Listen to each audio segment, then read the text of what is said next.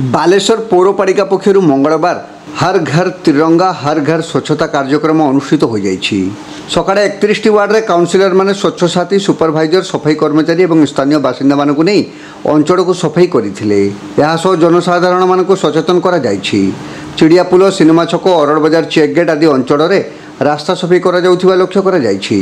स्वाधीनता दिवस अविवाहित पूर्व राज्य सरकार पक्षर सहरवासी को सचेतनता सह अगस्ट 15 तारिख में घरे घरे पताका लगाइबा आह्वान दि जाइथिला।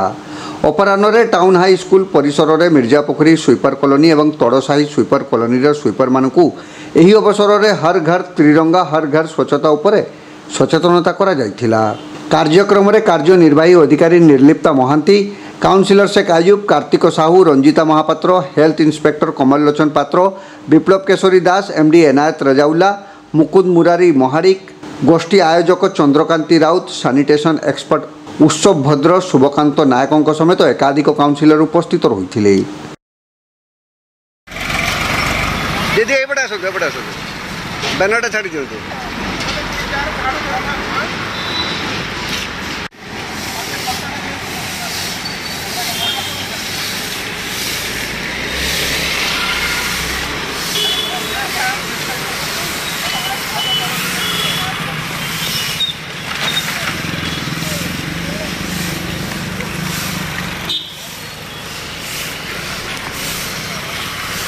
अब देखिए हाथ का तोड़ो तो कहाँ आकर उठी के तोड़ो। हाँ दीदी आगे